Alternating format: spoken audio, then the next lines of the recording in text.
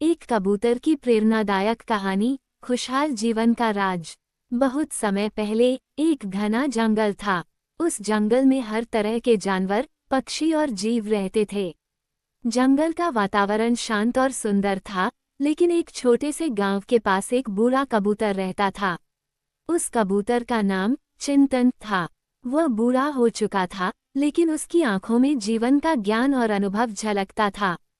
चिंतन कबूतर को जंगल के सभी जानवर और पक्षी सम्मान की दृष्टि से देखते थे। वह हमेशा खुश और संतोषी रहता था। उसकी आदत थी कि वह हर सुबह सूरज की पहली किरण के साथ उड़ान भरता और दिन भर नए अनुभवों की तलाश करता। एक युवा कबूतर की समस्या। जंगल के दूसरे किनारे पर एक युवा कबूतर रहता था जिसका नाम आशिक था। आशिक सुंदर, तेज और बलवान था, लेकिन उसके जीवन में हमेशा एक बेचैनी रहती थी। उसे लगता था कि वह अपने जीवन में कुछ बड़ा हासिल नहीं कर पा रहा है। वह हमेशा दुखी और असंतुष्ट रहता। एक दिन आशिक ने सोचा, क्यों न मैं चिंतन कबूतर से अपनी समस्या का हल पूछूं। वह बूढ़ा और समझदार है। शायद वह मुझे जीवन में खुश रहने का कोई उपाय बता सके। मुलाकात और सवाल। सुबह सुबह जब सूरज उग रहा था, तो आशिक ने उड़ान भरी और चिंतन कबूतर के घोंसले तक पहुंच गया। चिंतन उसे देखकर मुस्कुराया और बोला, आशिक, क्या बात है? आज सुबह सुबह मेरे पास कैसे आए? आशिक ने सिर झुकाकर कहा, चिंतन दादा, मैं बहुत परेशान हूँ।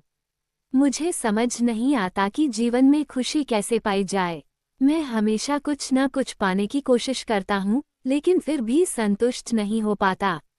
चिंतन मुस्कुराते हुए बोला, आशिक, ये सवाल बड़ा गहरा है, लेकिन तुम्हें इसका उत्तर तभी मिलेगा जब तुम मेरे साथ दिन भर रहोगे और जो मैं कहूँगा उसे ध्यान से देखोगे। क्या तुम तैयार हो? आशिक ने उत्सुकता से कहा, हाँ दादा, मैं आपके हर शब्द को ध्यान से सुनूंगा। पहला पाठ, वर्तमान में जीना। चिंतन ने कहा, तो सबसे पहले तुम मेरे साथ उड़ो। लेकिन याद रखना, उड़ते समय सिर्फ आसमान को देखना, न पीछे मुड़ना, न नीचे देखना। दोनों ने उड़ान भरी। आशिक ने आसमान में उड़ते हुए महसूस किया कि जब वो केवल उड़ान पर ध्यान केंद्रित करता है, तो उसे शांति का अनुभव होता है। चिंतन ने कहा, देखा, जब तुम वर्तमान में जीते हो और न पीछे की चिंता करते हो, न भविष्य की, तो तुम खुश रहते हो। ये पहला सबक है। जीवन में खुश रहने के लिए वर्तमान पर ध्यान दो। दूसरा पाठ, स्वार्थ को त्यागना। थोड़ी देर बाद चिंतन ने एक पेड़ के पास रुकने का इशारा किया। वहां कुछ चिड़ियां एक छोटी सी चोंच भर दाना खोज रही थीं, लेकिन दाना बहुत कम था। आशिक ने कहा, दादा, ये चिड़ियां तो भूखी लग रही हैं। चिंतन ने मुस्कुराते हुए कहा, तो चलो अपनी चोंच भर दाना लाकर इन्हें दें। आशिक ने आश्चर्य से पूछा, लेकिन इससे हमें क्या मिलेगा? चिंतन ने कहा, कभी कभी खुशी पाने के लिए खुद को नहीं, दूसरों को देना होता है। जब तुम किसी और की मदद करते हो, तो तुम्हें भीतर से सच्ची खुशी मिलती है। यही दूसरा सबक है। स्वार्थ को त्याग कर दूसरों की मदद करो। तीसरा पाठ, अपनी सीमाओं को समझना। दोपहर हो चुकी थी। दोनों एक झील के पास पहुंचे। वहां एक बगुला मछली पकड़ने की कोशिश कर रहा था, लेकिन बार बार असफल हो रहा था। आशिक ने कहा, दादा, ये बगुला क्यों परेशान हो रहा है? चिंतन ने जवाब दिया, ये बगुला छोटी मछलियों के बजाय बड़ी मछलियों के पीछे भाग रहा है। उसे अपनी क्षमता के अनुसार काम करना चाहिए। याद रखना, हर किसी की अपनी सीमाएं होती हैं। अगर तुम अपनी क्षमताओं को पहचानकर काम करोगे, तो तुम खुश रहोगे। यही तीसरा सबक है। चौथा पाठ, प्रकृति से जुड़ाव।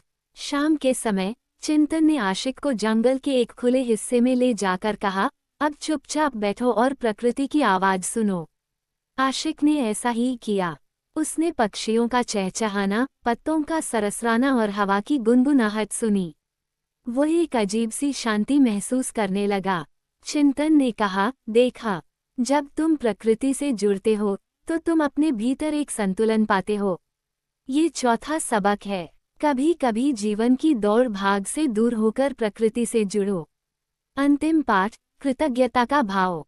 रात हो चुकी थी। चांदनी रात में चिंतन और आशिक एक ऊंचे पेड़ पर बैठे थे। चिंतन ने कहा, अब अपने दिन के अनुभवों को सोचो और बताओ, तुमने क्या सीखा। आशिक ने कहा, मैंने सीखा कि वर्तमान में जीना चाहिए, दूसरों की मदद करनी चाहिए, अपनी सीमाओं को समझना चाहिए और प्रकृति से जुड़ना चाहिए। चिंतन ने मुस्कुराकर कहा, बहुत अच्छा, लेकिन एक और चीज याद रखना, हमेशा जो तुम्हारे पास है उसके लिए आभारी रहो। कृतज्ञता ही खुशी की असली कुंजी है। जब तुम अपने पास की चीजों की कद्र करोगे तो तुम्हें कभी असंतोष नहीं होगा। आशिक की खुशी का राज। उस रात आशिक को पहली बार अपने भीतर सच्ची शांति और खुशी का अनुभव हुआ।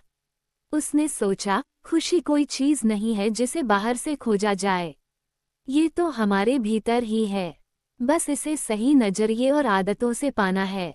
इसके बाद आशिक ने चिंतन के बताए 5 पाठों को अपने जीवन में अपनाया। वो हर दिन को एक नए अनुभव की तरह जीता और अपने आसपास के सभी जीवों के लिए प्रेरणा बन गया।